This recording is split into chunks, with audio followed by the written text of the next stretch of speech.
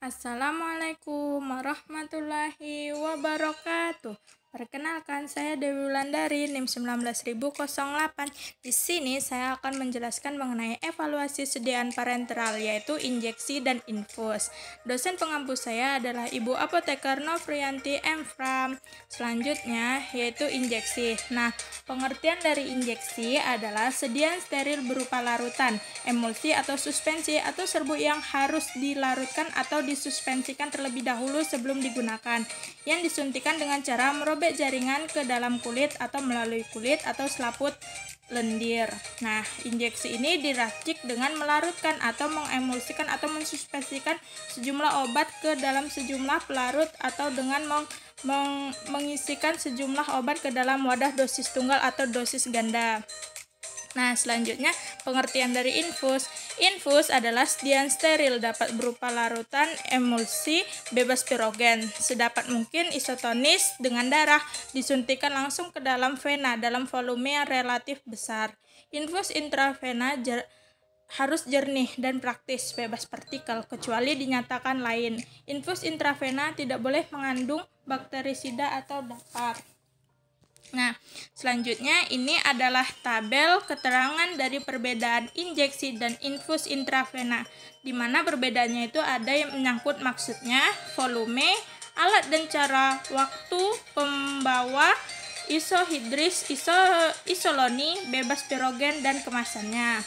Nah, selanjutnya kita masuk ke dalam evaluasi injeksi dan infus. Nah, evaluasi injeksi dan infus ini hampir sama karena bahan pembawa dari injeksi dan infus sama-sama air. Nah, yang pertama itu ada evaluasi fisika. Di sini terdapat beberapa evaluasi, seperti evaluasi fisika, biologi, dan evaluasi kimia. Nah, evaluasi fisika terdapat beberapa cara.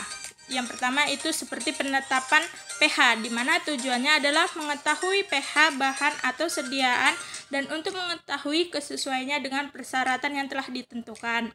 Alatnya adalah pH meter. Nah, prinsipnya yaitu pengukuran pH cairan uji berdasarkan beda potensial dari pasangan elektroda menggunakan pH meter yang telah dikalibrasi.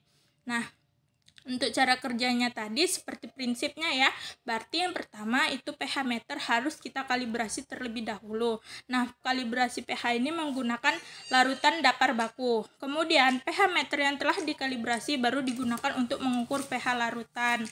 Nah, yang kedua itu ada penetapan volume injeksi dalam wadah, di mana tujuannya adalah menetapkan volume injeksi yang dimaksudkan dalam wadah agar volume injeksi yang digunakan tepat atau sesuai dengan yang tertera pada penandaan. Nah, prinsipnya adalah penentuan volume dilakukan dengan cara mengambil sampel dengan alat suntik hipodermik dan memasukkan ke dalam gelas ukur yang sesuai.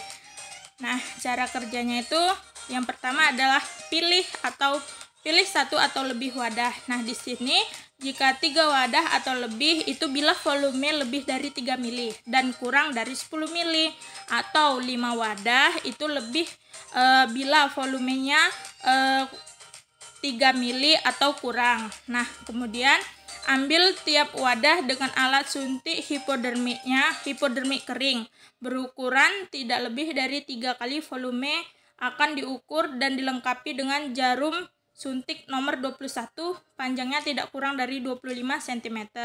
Kemudian keluarkan gelembung udara dari dalam jarum dan alat suntik dan dipindahkan isi dalam alat suntik tanpa mengosongkan bagian jarum ke dalam gelas ukur kering volume tertentu yang telah dibakukan sehingga volume yang diukur memenuhi sekurang-kurangnya 40% volume dari kapasitas yang tertera. Nah, kemudian yang ketiga yaitu ada bahan partikulat dalam injeksi, di mana adalah tujuannya yaitu menghitung partikel asing subvisible dalam rentan ukur tertentu dalam sediaan injeksi. Nah, metodenya itu ada 2, yaitu uji hitung partikel secara hamburan cahaya atau uji hitung partikel secara mikroskopik. Nah, prinsipnya itu yaitu pengukuran jumlah partikel berdasarkan hamburan cahaya larutan uji. Nah, pengukuran jumlah partikel berdasarkan perhitungan partikel yang terlihat dengan mikroskop. Nah, kemudian caranya yaitu Sejumlah tertentu sediaan uji diukur hamburan cahayanya, kemudian dibandingkan dengan larutan baku. Nah, kemudian cara kedua yaitu sejumlah tertentu sediaan uji difiltrasi menggunakan membran. Lalu membran tersebut diamati di bawah mikroskop. Nah, jumlah partikel dengan dimensi linear efektif 10 mikrometer atau lebih dan sama atau lebih besar dari 25 mikrometer yang dihitung. Nah, kemudian yang keempat itu ada uji kebocoran, di mana uji kebocoran ini memiliki tujuan yaitu memeriksa keutuhan kemasan untuk menjaga sterilitas dan volume serta kestabilan sediaannya. Nah, cara kerjanya yaitu wadah-wadah takaran tunggal yang masih panas setelah selesai disterilkan dimasukkan ke dalam larutan biru metilen 0,1%. Nah, jika wadah-wadah yang bocor, maka larutan biru metilen akan masuk ke dalamnya karena perbedaannya tuh tekanan di luar dan di dalam wadah tersebut. Nah, cara ini tidak boleh dilakukan untuk larutan-larutan yang sudah berwarna.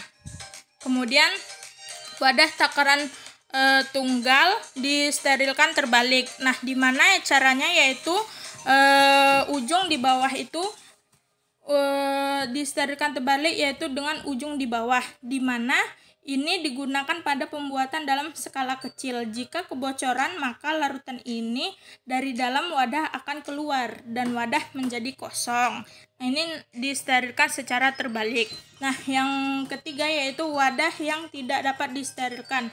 Nah, kebocorannya harus diperiksa dengan memasukkan wadah-wadah tersebut ke dalam eksikator yang kemudian divakumkan. Oke, selanjutnya adalah uji kejernihan dan warna, di mana tujuannya yaitu untuk memeriksa bahan setiap larutan obat suntik harus jernih dan bebas dari kotoran. Nah, prosedur kerjanya yaitu wadah-wadah kemasan akhir diperiksa satu persatu dengan menyinari wadah dari samping, latar belakang sehelai papan yang separuhnya dicat berwarna hitam dan separuh lagi dicat berwarna putih, di mana latar belakang hitam itu dipakai untuk menyelidiki kotoran yang berwarna muda, sedangkan latar belakang putih itu untuk kotoran yang berwarna gelap. Nah, kemudian keseragaman sediaan, tujuannya adalah menjamin keseragaman sediaan. Metodenya ada dua juga, yaitu keseragaman kandungan dan keseragaman bobot. Nah, prosedur kerjanya yaitu keseragaman bobot sediaan pada steril untuk parenteral ditimbang secara seksama 10 vial satu persatu. Beri identitas tiap vial, keluarkan isi dengan cara yang sesuai. Timbang sesama tiap vial kosong dan hitung bobot neto dari tiap isi vial dengan cara mengurangkan bobot vial dari masing-masing bobot sediaan. Nah, selanjutnya yaitu keseragaman kandungan sediaan pada steril dalam dosis tunggal, di mana tetapkan kadar 10 vial satu persatu seperti pada penetapan kadar dalam masing-masing monografi, kecuali dinyatakan lain dalam uji keseragaman kandungan.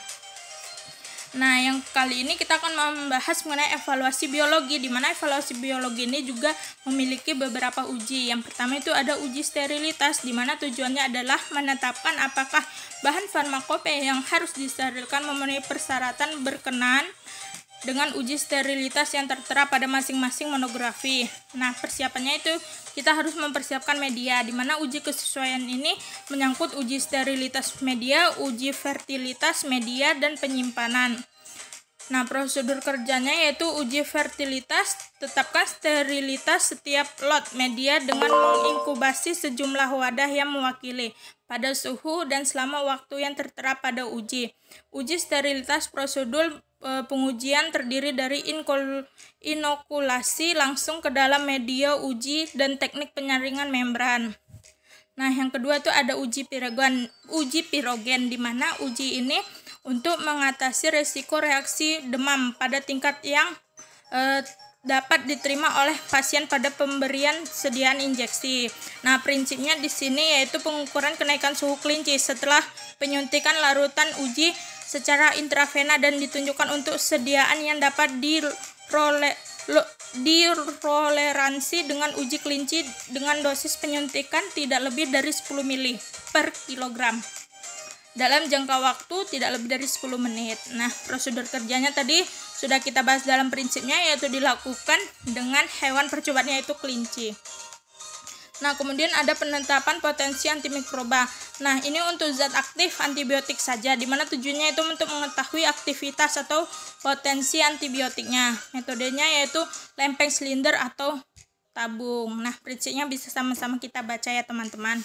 Nah, kemudian ada evaluasi kimia, di mana evaluasi kimia ini hanya memiliki 2 uji saja, yaitu uji identifikasi dan uji penetapan kadar. Nah, sekian dari saya, kurang dan lebihnya saya mohon maaf. Terima kasih. Assalamualaikum warahmatullahi wabarakatuh.